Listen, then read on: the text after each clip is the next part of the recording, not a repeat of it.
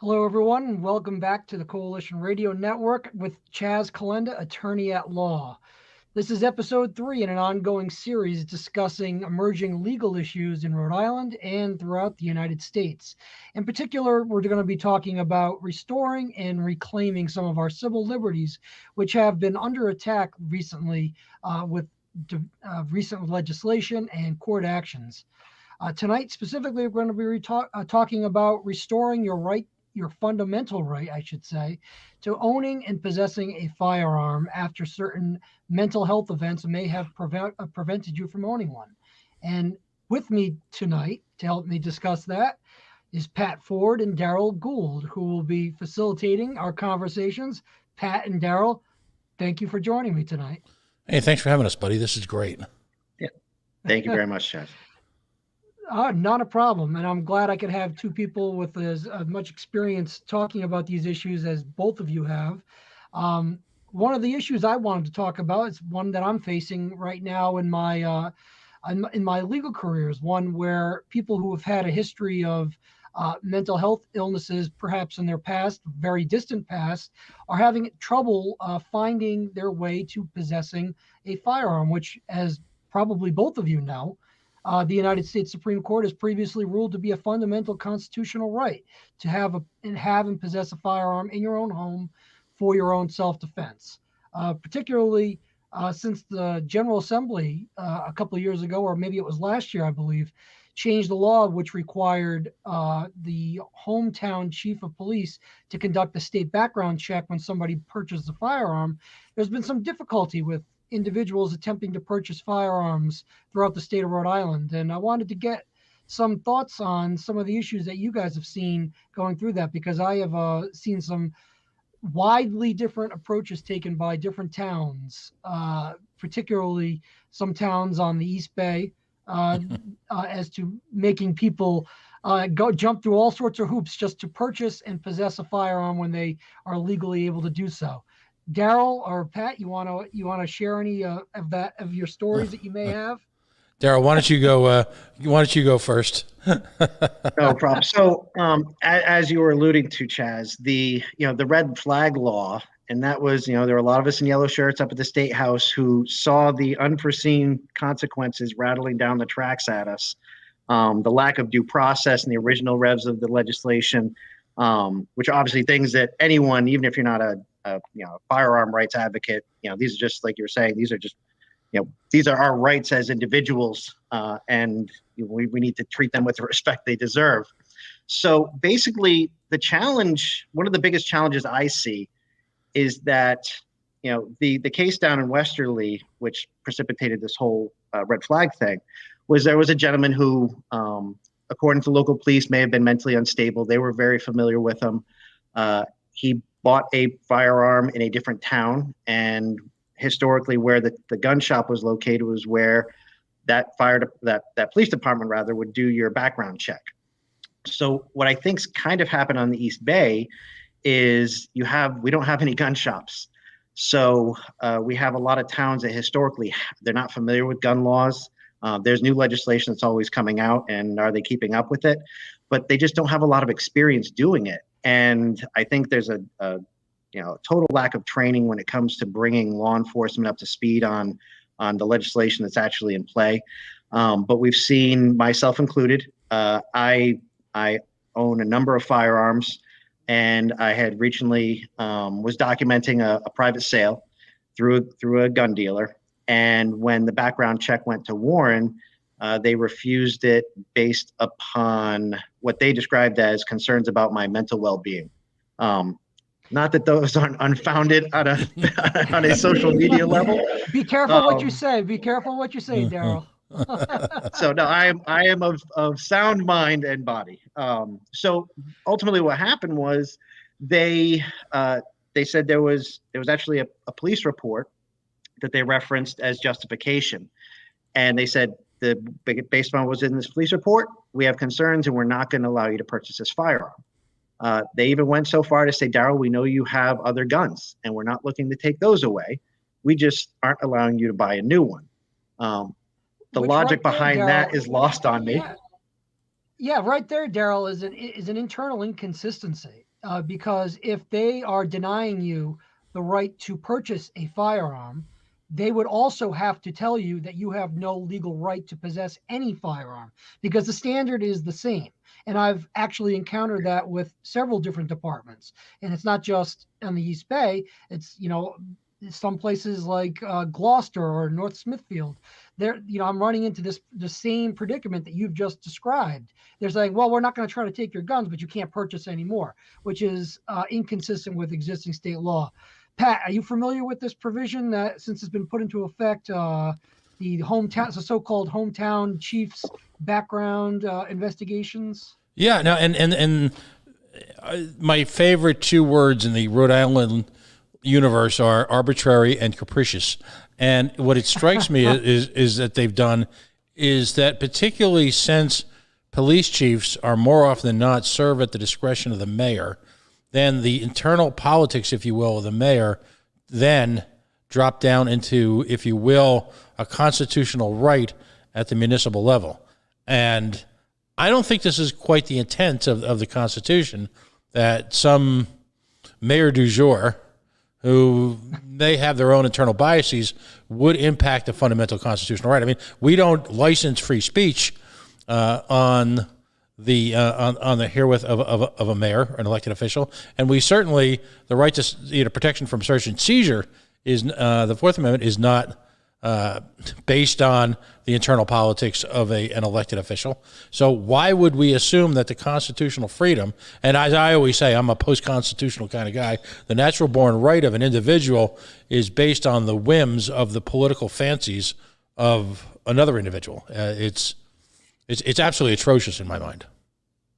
It is, and the statute actually couldn't be clearer if you actually read it. 1147-35, which is the statute that was amended last year, that requires the background checks be done by the local chief of police from the town from where you reside, has not changed in any other respect. So really, their only duty at this point, when you're going to a firearms dealer to purchase a firearm, their duty is to determine whether or not you are disqualified under state law, because there's already a federal background check that's done at the dealership. They run you in the next background check. That's done on the spot or within a day or two.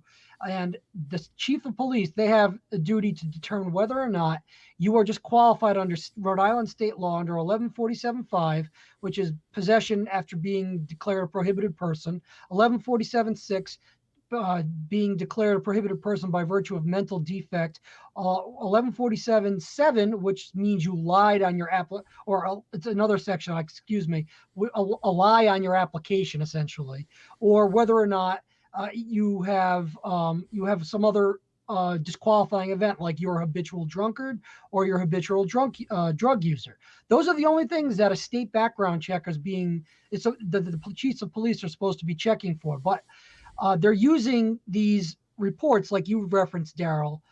They're, in your case, I don't know how old these reports were, but I have clients that come to me routinely.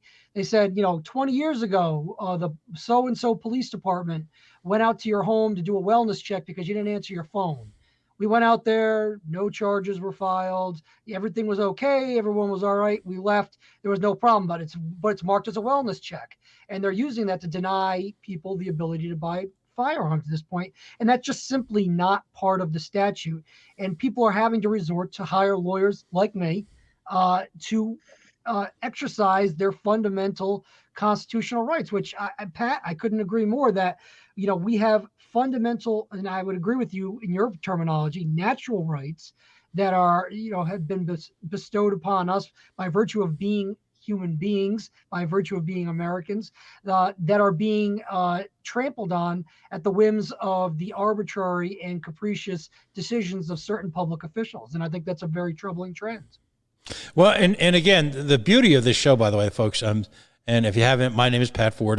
This is, if you will, you often hear the term when listening to media, it's the opinion of station management. Well, I'm station management, and it's my opinion.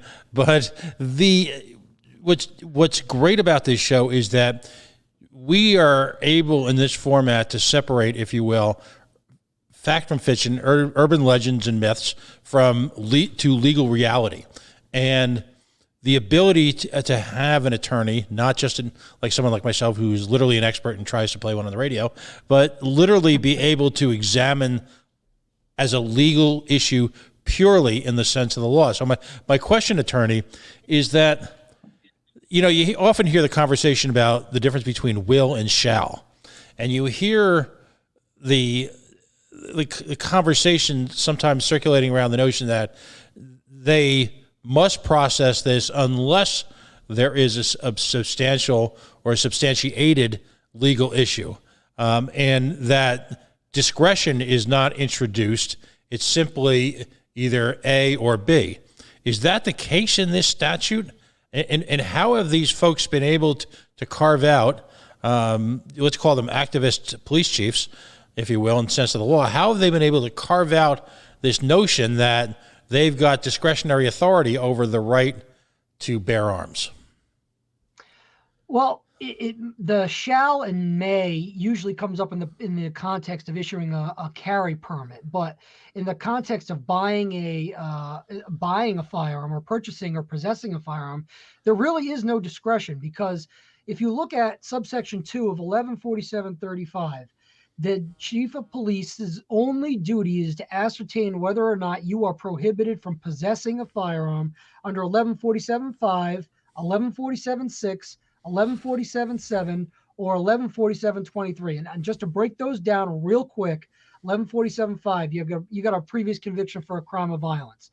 1147.6, you have certain mental health conditions. You've been declared mentally incompetent, criminally insane, adjudicated in the mental health court as being involuntarily committed to a mental hospital. 1147.7 deals with being an alien in possession of a firearm. And 1147.23 means you lied on your application. If the chief of police runs a background check on you and none of those provisions come into place, he shall certify your ability to purchase a firearm. And the fact that they may have concerns about other things that you may have done in your life, other actions that may have come up in your past, if they believe that you are an imminent, and in the key word here is imminent, threat to yourself or others, they have a duty to file a red flag petition, because that is the only other way to keep you from possessing a firearm, because it's not under 1147.35, which is the hometown chief law. So now, if I'm correct, Chaz, when they do deem you unfit, if it's something, and I don't know if this applies for some of the other provisions, but due process is introduced when they have to seek the opinion of a judge to get I think it's protective safety order, which basically says, and my understanding is, basically puts a pause on everything, and then you have to prove your mental, wherewithal, and then when you do that, you would then, regain your right, for lack of a better term. Well, unfortunately, on the state system, there is no formal process to appeal the chief of police denial of your ability to purchase a firearm. If they deny it, you have to literally try to negotiate with them or take it to court to try to sue them for specific performance. It's unfortunate that I've seen bills in the last few years as far as maybe they're more dealing with carry permit provisions, but to create a cause of action in the Superior Court, which will allow people to have a definitive path for judicial review to review these decisions. That has not come to pass either under the carry permit provision or the purchase provision. And I've been advocating for that. I've talked to several state reps, state senators about trying to carve out that specific cause of action in the Superior Court, which would allow people to go to court on a specific cause of action to overturn the chief's decision. I think one of the challenges, and this is just my personal experience, is almost this culture with the police where you see this transition as you go down the path with them on these types of issues. So when they first engaged me to ask some questions, I had about a 25 minute interview with the detective who was doing my background check, going back 30 years into my history and literally checking everything. So it starts out and they're your buddy and they're trying to help you. and it's just friendly conversation. And if you start, all of a sudden you get to that point of conflict, they're not going to issue the firearm, the ability to purchase. So now all of a sudden you might stand your ground, and that's where they just run so much interference that you have two choices. You either go away with your tail between your legs because it's not that important, or you pony up the money and you get counsel and you go after them. And a lot of people just find that distasteful, so they just go away, and the behavior is allowed to continue. Yeah, and Pat, I'd ask you to weigh in on this, because I think that actually that situation is a major issue for civil liberties, and I know that that's a concern of yours. It should be a concern of everybody's. When you have people who are just kind of throwing up their hands because of the interference that's just being run, as Daryl has just described, and say, you know what, I don't have the money to pay for a lawyer. I don't have the time to fight the police. Not that they want to fight the police. They're otherwise law-abiding citizens entitled to possess these firearms. Are we is it a de facto denial of somebody's civil rights that these decisions are being made in that manner? Absolutely, and it's a concern on a couple of levels, because for very often for folks, this is sort of a transitional moment. I think Daryl knows where I'm going with this. It's no secret that I'll say this quietly, it's maybe just between us, I'm a libertarian. And so for many folks, I call this a transformative moment, because this is the first time that an organization that they've traditionally believed in and stood solidly behind takes away one of their fundamental civil rights. And that is, of course, this is their first, if you will, first time that they're on and I'll say the air quotes, wrong side of the police department. And it's frustrating and infuriating to them, because these are folks who traditionally obeyed the letter of the law.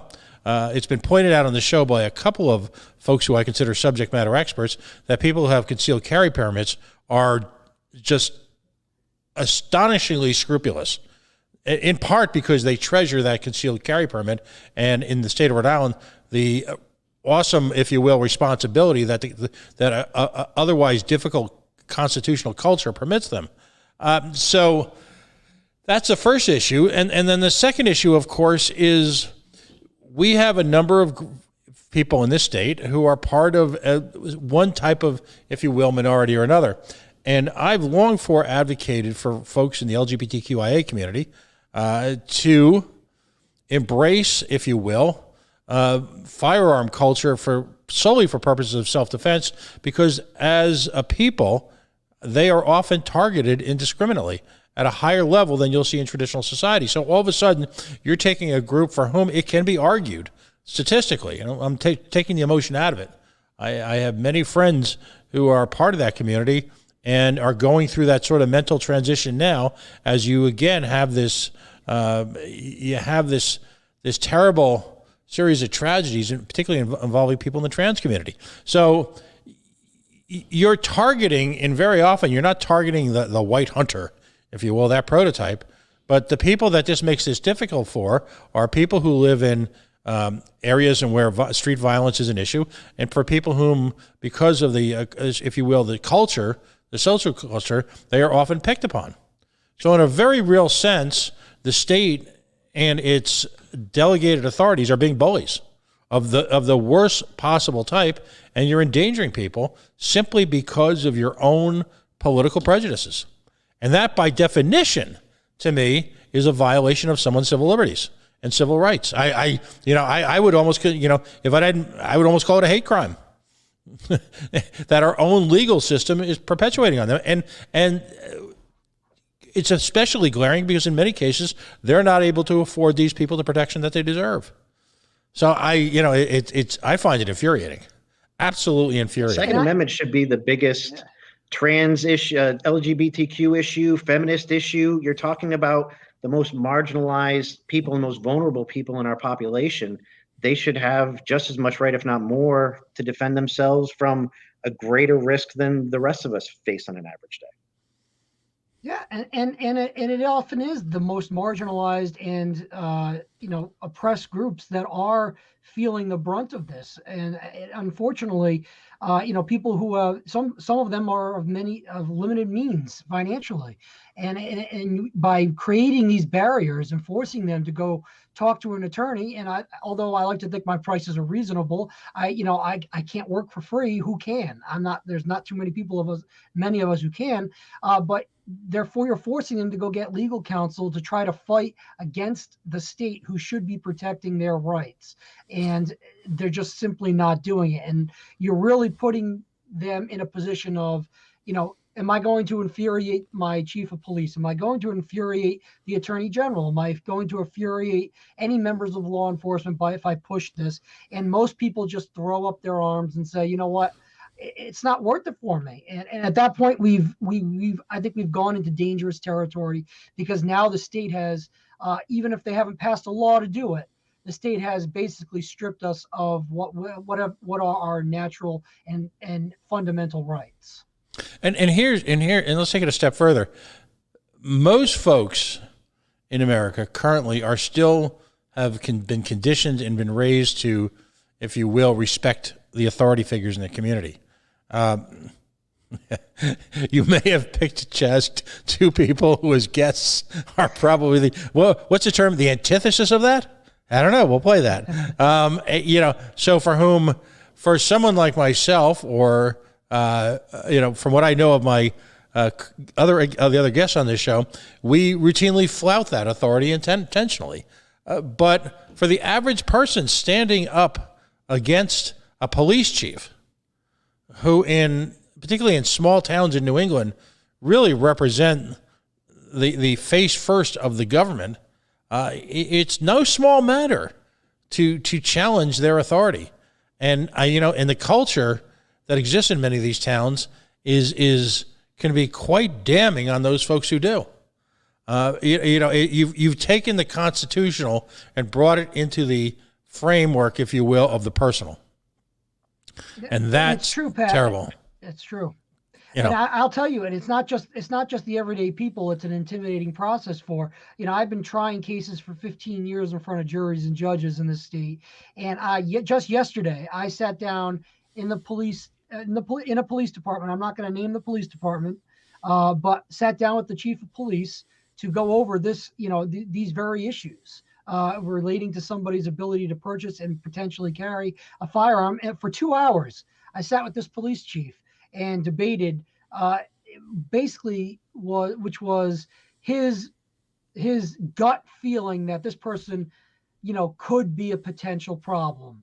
This person probably isn't the right person to have it because of whatever interactions they've ever had. None of them are criminal. None of them are mental health. None of them are drug related or alcohol related or domestic crime related. And, trying, even for me as a lawyer, to try to explain to the chief of police that, I appreciate your intimate knowledge of these people, but, there is a law that governs this process, and it has to be the rule of law that wins out in these situations, regardless of tragedies that have happened, regardless of, people who have slipped through the cracks. If we don't have the rule of law, we have nothing. And that's my mantra, is that, I'm a rule of law guy. And whether I agree with that law or disagree with that law, we have an obligation to follow it as long as it's not trampling on our constitutional rights. Well, and attorney, let me ask you a question, if I may. We are increasingly moving into a territory where we are using essentially predictive criminal justice. We are attempting to, based on, if you will, the quote unquote character of the individual, deciding whether or not we should effectively prosecute them in some way or another for a crime they may commit in the future. And that was touched upon, again, in this most current range of legislation considered, on Gun Day, when we took, 30 or 40 or 500 pieces of legislation and gave people 3 to 4 seconds to comment on each. How dangerous is this? And are you seeing this anecdotally in other parts of the country, or is once again Rhode Island the bleeding edge of constitutional restrictions. I'm certainly seeing it throughout Rhode Island, and I didn't know that Minority Report was not a work of fiction. I'll be honest with you on this, but but that's what it's really become. It's like, we're trying to predict what somebody might do in the future based on, whatever little actions or past history that these people may have, which is not criminal, not domestic, not drug related, not mental health. So, I mean, we're never going to be able to prevent every tragedy that happens. I'm not saying we shouldn't try. I'm not saying we shouldn't care about those tragedies. I'm saying you can't, the rules, if we go to court and you're trying to introduce evidence of somebody's past bad character means that they did something, that they committed some crime, or they're going to do something again in the future, that would not be allowed. It'd be laughed out of court. It's propensity evidence, which is never allowed. So I don't know why we allow it when we're dealing with our fundamental constitutional rights. And Daryl, I think your story as a person who's gone through this is a telling one, because you are, as far as I can tell, an everyday citizen. You're not a person out there. You're not a person out there attacking police. You're not a person out there who's a career criminal. I don't understand what why you would have to go sit down and have an interview, a 30-minute interview with the chief of police to buy a firearm. I've never even, I'll be honest with you, it's the first time I've ever heard that for a purchase of a firearm. And they've actually, what's interesting is, and I believe we have some people who might not have the biggest of brains, but they have a very small book that they try and follow on a daily basis. So they referenced this report. And so obviously I wanted to get an idea as far as what was in this report and who made it. And so I filled out the APRA request for it. And as you know, they have 10 days to respond. On the 10th day at 5:15, the Warren police officer delivered to my apartment the denial letter stating that because so there was a report filed, again, I don't know what's in it, and they are refusing to release the file or the report to me because they said it was never validated, justified, or investigated. And because there is private information of the claimant in it, they are under no obligation to share that with the general public because nothing ever came of it. So I can't even get the documentation they're using to prevent me from buying the gun. I wonder what the entity who would have the ability to overrule them, the Attorney General, if you filed a complaint with the Attorney General, I wonder what the Attorney General would say about that. Pat, do you have any ideas what the Attorney General, Peter Noronha, would say about that denial of an APRA request that is basically seeking information which is being used against a person from exercising a fundamental constitutional right? Fat, dumb, and stupid is no way to go through life, young man. 0.0. The Attorney General, and this is my statement, not the statement of my guest, it seems to be running a Dean Wormer like campus kangaroo court in terms of just about everything. So I'm not expecting much other than the usual pablum that is spewed across the state. If one were to diagram his response, he would probably be filled with cliches, non sequiturs, and the occasional, if you will, blanket statement. I'm not expecting much. We get a lot of good for the communities, and I guess the other response is he'd probably try to find some way to put it into a grand jury so that they wouldn't have to comment at all. That's the other response. So if only we had a great candidate that we could get behind for Attorney General in this state. Yeah. If only. And Pat, I'm impressed you were listening when we had our conversation, because as you just alluded to, the grand jury is the all-purpose shield that the Attorney General can hide behind, so they never have to comment on anything. So let me just put it into the grand jury. No true bill. I'm sorry. The rules do not let me comment on why, how, what happened, or who showed up behind that Attorney General, behind that grand jury proceeding. It's the biggest trick that prosecutors use. They hide behind the grand jury, in particular in Rhode Island, because the most cases never have to see a grand jury unless you're facing life imprisonment. So to me, I 100% agree that would probably be the response. And it's a poor one, because this attorney general has been sued himself by a law student, if I'm not mistaken, right, for trying to charge excess fees for based on an APA request. I know this is kind of veering off the subject, but I just found that to be a little bit ironic. No, in fact, that young lady appeared here on the coalition, a young woman, very, very bright, and interestingly enough, I think represents a whole new breed of activists, a graduate, or a student at Roger Williams University Law.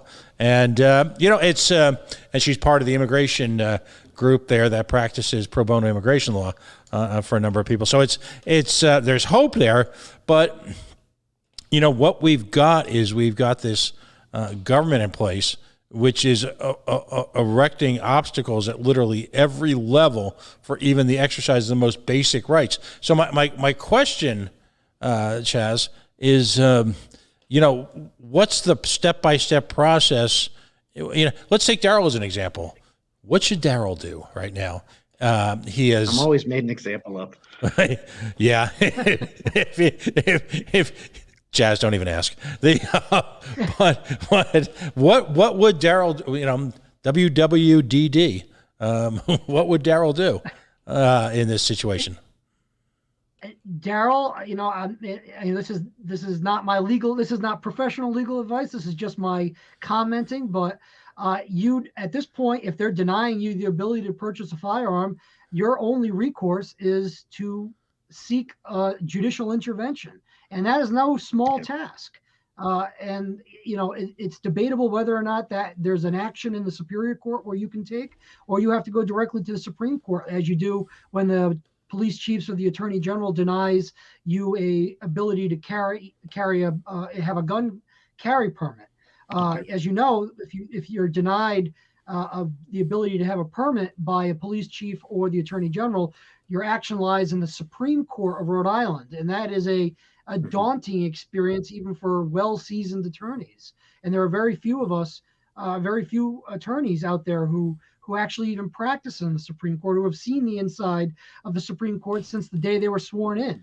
So it's that's one of the challenges, and quite frankly, that kind of leads me into one of the other situations that we're facing here, where people are being denied their rights in a way where the government has set up a process to get your rights back. You've lost your rights to possess a firearm because you have perhaps a mental health disorder that disqualifies you under federal and state law. You've lost your right to possess a firearm. But Rhode Island, several years ago, I think it was 5 or 6 years ago, they passed 1147-63, which created the Relief from Disqualifiers Board, which if you had a mental health disqualifier and you were not able to possess or own a firearm, now you are able, theoretically, you are able to petition this board for free and have them consider whether or not you have overcome that mental health disability so you can safely possess and own firearms. I have a client right now who is attempting to use that statute to get her rights back to simply own a firearm based on a mental health incident back in 2006, 2007. She has her doctors all saying that she's fine, she's overcome her situation, which is great. And I think that's something that we all want to promote, is that we don't want to have people stigmatized who have mental health issues, who have otherwise sought treatment and successfully treated. But this woman has not been able to petition that board because the board doesn't exist. The board doesn't exist, and I think the Providence Journal did a piece on that. And I don't want to slam the Providence Journal, but one of the few pieces of good journalism I've seen around here in the last last few years. In January of 2020, they're talking about this board. They've never heard a petition. It's because they don't exist. I submitted APA requests to the Attorney General and the governor's office when it was Governor Raimondo, asking Who have you appointed, Governor, to sit on this board? There's supposed to be 5 members, one of which is the Attorney General or his designee, one of which is the Director of the Department of Behavioral Health and Disabilities. The other 2 are a psychiatrist, a psychologist, and then there's a law enforcement member. Right now, there are no members of that board. There is no place to submit that petition. So my client had to hire me at great expense, and we are going to have to file suit in the Superior Court against the state of Rhode Island because this person cannot even exercise their opportunity to get their fundamental rights back. And Pat and Daryl, I'd be interested to know your take on that. Are you surprised that this board that was created by statute does not even exist? All you have to do is ask Blake Philippi about the non-existent boards that exist in this state and the power that they do or don't wield over us. So it doesn't surprise me. No, and it's my understanding, and this was from a couple of years ago, that there's also supposed to be a lemon law board for vehicles in the state. And a few years ago, and please PolitiFact me, please prove me wrong, but in the state of Massachusetts, a lemon law is alive and well. The lemon law for vehicles can actually be a way for both the dealership and the consumer to get relief. So it in its own way, it can be quite a restorative process. It's one of those few areas of government where you could actually potentially have a win-win. But to your point, if the board is not staffed, if the board is not in force, you're sitting there and it's Kafkaesque what happens in Rhode Island government. It's absolutely Kafkaesque. The circular logic that exists in terms of addressing anyone. I'm a pretty well-traveled kind of guy, and I've lived and done business and worked with people in a variety of forms. There's a tendency in most states to say, we're the worst at this, we're the worst at that. No, I got to tell you, former New Yorker, New Jersey, Connecticut, no, we're the worst on absolutely every level. And I know that makes me a negative person. It's really too bad though, because I did an interview with a student at Rhode Island College who's a journalism major, and the last question he asked me is, what do you think Rhode Island is known for best? And I said, unfortunately, it's known for its reputation for corruption and incompetence in government. And I think that's an unfortunate and telling situation here, because if we have a government that's run that way so poorly that's the first thing that comes to mind. And from a person, I'm not trying to toot my own horn, but I consider myself a fairly educated person. I don't just parrot talking points that I hear on the news or talk shows. But that's the first thing that pops in my mind, and it's got to be the first thing that pops in most people's mind, because it's just gone on for decades and decades. And it is one of the reasons, Daryl, and I know I appreciate you alluding to it earlier, that I am running for Attorney General in 2022, because I can't bear to see it anymore in a position as important as the Attorney General, who's supposed to be there to enforce the law, who's supposed to be there to fight for Rhode Islanders' rights, to sit back and basically take no action and make you fight and make the common person fight more against the government. Yeah, and let me just, if I can clarify one of the current considerations that's being held for study. Is it true that, in effect, the Attorney General has attempted to make their own power grab with result to permitting, and would like then to take, if you will, that extra legal authority, and it is extra legal, out of the hands of the local police, the local gendarme, and bring it up to the Attorney General's office? Can that be so? Yes, that is so. And apparently the current Attorney General has confused his role with that of a legislator or the governor, because last I checked, the Attorney General doesn't make policy, he enforces the law. But this bill was submitted on behalf of Attorney General Peter Nerona that would strip the police chiefs from any ability to issue concealed carry permits to everyday persons. And the reason why he's doing that is because Pat, I'm sure you know this, and Daryl, I'm sure you know this. The Attorney General may issue you a permit if he finds you have a need for it.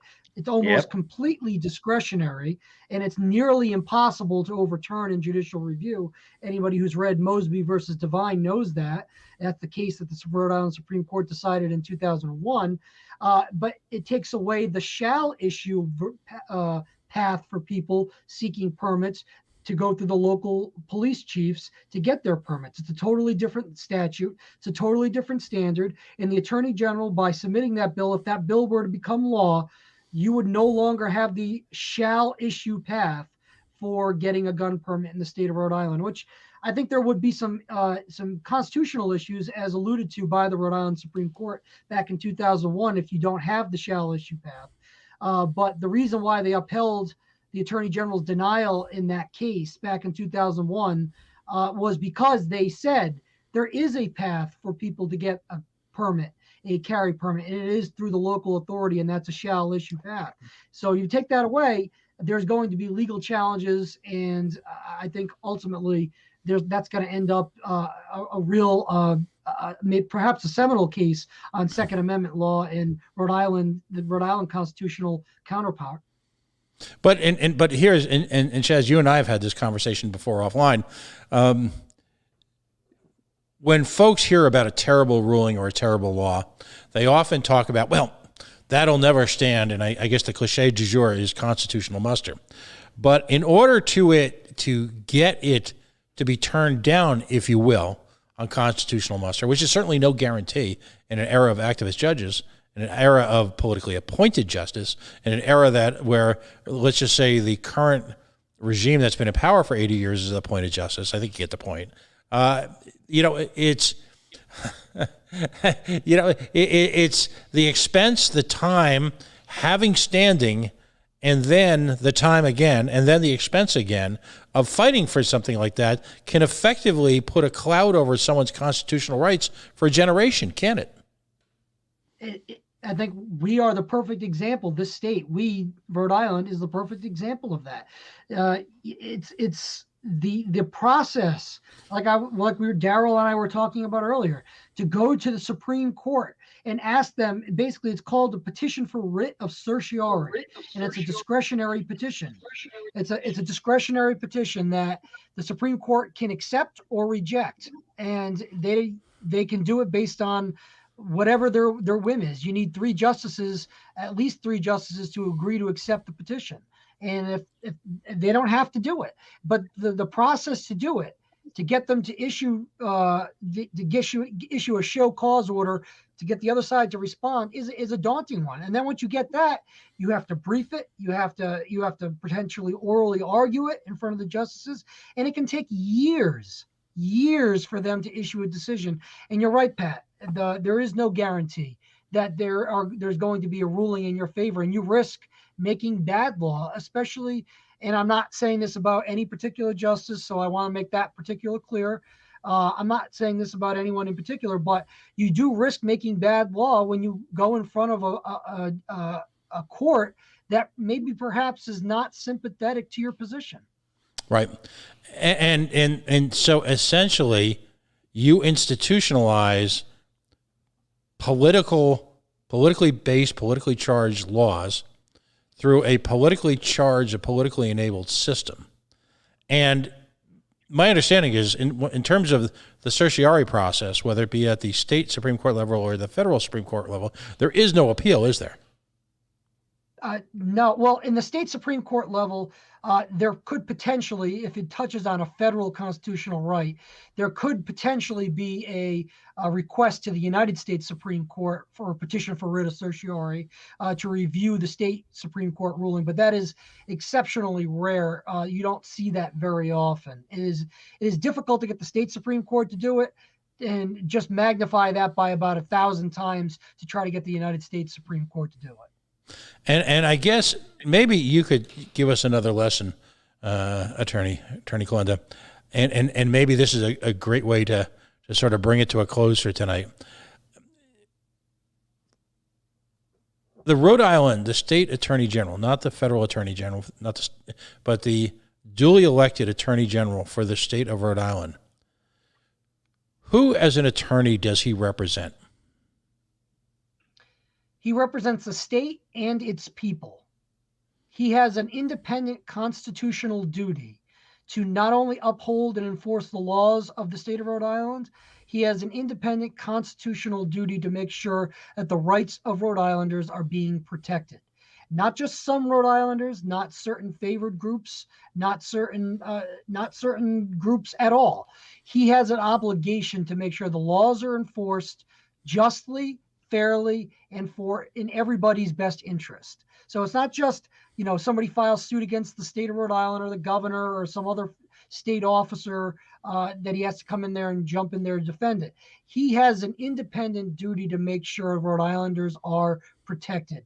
And when you exercise the duties of that office and the powers of that office, which are immense, which are virtually unchecked, in a political manner, you have, in my opinion, abdicated your constitutional duty as the Attorney General of the state. And if I can clarify that point, elegantly said, by the way, you're not the governor's attorney, are you? Certainly not personally, but there are times where you will have to act as the governor's attorney in the capacity of their role as the governor. Right. But certainly not in terms of the governor as someone who is, if you will, challenging the rights of the citizens of the state. Right, correct, and that's the point I've been making with a lot of these COVID restrictions from the executive orders that have come down from the governor's office, from the Department of Health, that the Attorney General doesn't answer to the governor. The Attorney General is not appointed by the governor, unlike on the federal level where the Attorney General is appointed by the president. This Attorney General in the state of Rhode Island is an independent constitutional office, and he has a duty. If he believes that the rights of Rhode Islanders are being trampled upon, in my opinion, he has a duty to take action. He has standing as the state Attorney General to intervene in any case to make sure the rights of Rhode Islanders are being protected, just like he did in a lot of these environmental cases that we've seen come up recently in Jamestown and Block Island. He intervened. He was not part of those cases originally. Attorney General Nerona intervened because he felt it was in Rhode Islanders' best interest. Now we can debate the merits of that, but there's my point. He made my point for me because he felt it was his obligation to make sure that Rhode Islanders were protected from this threat to the environment of Rhode Island in those cases. Wow. I understand that you have someone special coming on next week. What's next up on the agenda? I am thrilled to say that I'm going to have the queen of guns, the queen of firearms in the state of Rhode Island. Daria Bruno is going to be my guest on episode 4 next week. And I can't say enough good things about Daria. She has done so many good things for the community, the Second Amendment community here in Rhode Island. She's qualified me on the range more times than I can count. I've been on her radio show and she was on the radio many times. I even did an internship with her when she used to be on B101, the oldie station, back in the 90s. So I'm excited to talk about some gun laws and some upcoming issues on the Second Amendment with her next week. Outstanding. I'm going to put on my station management hat for a second. The goal of this network was to be able to support shows and forums like this, where we could sort of swim through the morass of government, the morass of conventional wisdom, the morass of the urban myths and legends that sort of perpetuate and perpetrate our lives here as Rhode Islanders and as Southern New Englanders and as Americans. And I can't tell you, Chaz, how proud I am to have you on our network. Doing a weekly show, same bat time, same bat station, every week here at 8 o'clock, schedule permitting. We'll occasionally do the replays. We've already building up if you will, a backlog of material that we can go back to if you have to travel or if your legal, if you will, requirements / responsibilities take you off the air. But this is, Rhode Islanders are craving this type of information and this type of realistic yet accessible discussion of the laws. Because I'll have you close this out, but the urban legends, the myths, they don't matter. It's what's on paper. It's what you can actually do, and it's what you have practical access to that really is what's going to save you as an individual, isn't it? It absolutely is, Pat. And you know what? Unfortunately, one part of your statement that I want to say, urban myths and legends, unfortunately, do have a very strong hold here in Rhode Island, and people are, people do sometimes are afraid to act because of those urban legends. I want to help get those urban legends and myths clarified and give people ready access to information that they can use to better their lives. And that's one of the reasons why I'm so happy that you've allowed me this time on Wednesday nights to address anybody who's interested in these issues, to listen to what I have to say, listen to our guests. I'm so glad that I had you and Daryl here tonight to be able to have this lively discussion on our Second Amendment rights and what Rhode Island is doing to unfortunately impinge upon them. But this will obviously bring our episode 3 to a close. And I'd like to say thank you again to all of you who are watching us. How can folks reach out to you in the real world if they need your help? Right now, you're looking for legal help. You can reach me at the law firm of Inman and Torgy. It's 1500 Nooseneck Hill Road in Coventry, 401-823-9200. You can email me at Chas, CHAS, at Chas, the number 4ag.com. I'm a accessible person. I'm happy to email with anybody, answer questions not only about legal issues, but about my platform for campaign for Attorney General. So I encourage it, and I think that transparency is the best sunlight we can have here, and especially in a state like Rhode Island. Thank you very much, buddy. And thank you all. Go right ahead. Bring us off the air. I'm used to being the host. Sorry. Thank you. Yeah, no, I appreciate it, Pat. And I'd like to thank everybody once again for joining me, Chas Calenda, attorney at law. This was episode 3. I look forward to seeing you all on episode 4 next week when I have Daria Bruno. And I hope everybody has a great week, and good night. Good night, folks.